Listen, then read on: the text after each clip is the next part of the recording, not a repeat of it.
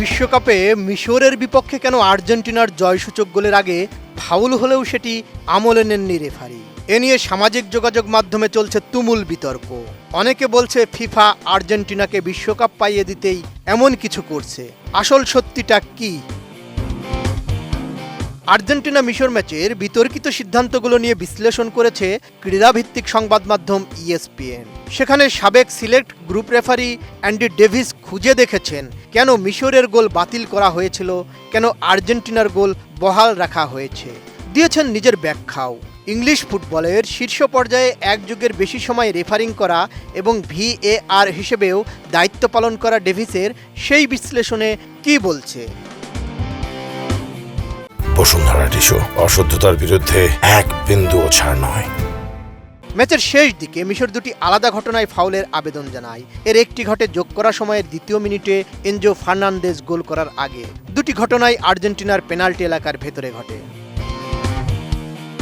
আসলে কি হয়েছিল তখন? প্রথম ঘটনায় আর্জেন্টিনার অ্যালেক্সিস ম্যাকঅ্যালিস্টারকে মিশরের হামিদ ফাতির জার্সি টানতে দেখা যায়। এরপর ফাতি মাটিতে পড়ে যান, তবে রেফারি কোনো ফাউল দেননি। আরেক ঘটনায় ম্যাচের একেবারে শেষ দিকে মোহাম্মদ সালাহ দাবি করেন আর্জেন্টিনার পেনাল্টি এলাকায় ঢোকার সময় হুলিয়ান আলভারেজ তাকে ফাউল করেছেন, কিন্তু রেফারির মতে এটি ফাউল দেওয়ার মতো ঘটনা ছিল না।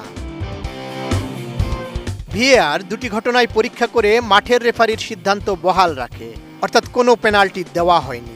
VAR বা ভিডিও অ্যাসিস্ট্যান্ট রেফারির জন্য ম্যাচটি বেশ কঠিন ছিল। বিশেষ করে ম্যাকঅ্যালিস্টারের ঘটনাটি মাঠের যে জায়গায় ঘটেছিল তার ফলে এক অদ্ভুত দ্বিমুখী পরিস্থিতির তৈরি হয়। সেখানে রেফারি কোনো সিদ্ধান্ত বদলালে তার প্রভাব একসঙ্গে দুটি ক্ষেত্রে পড়ত। প্রথমত, আর্জেন্টিনার গোলটি বাতিল হতে পারত।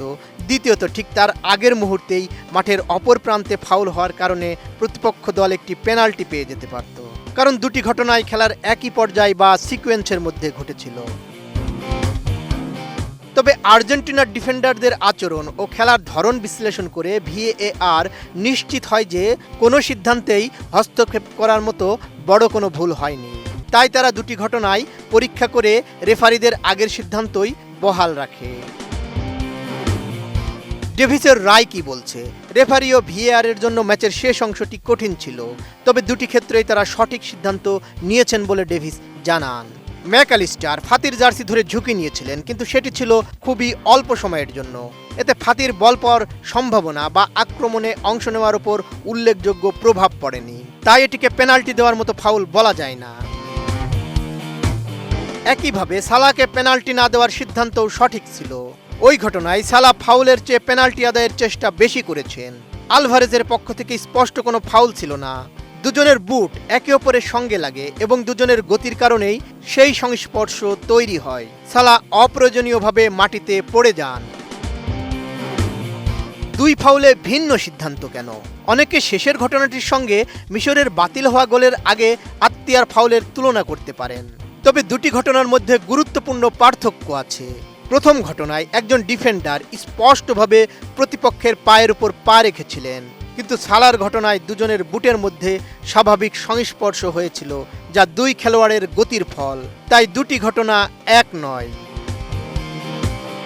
বদিউজ্জামান মিলন, ATN নিউজ।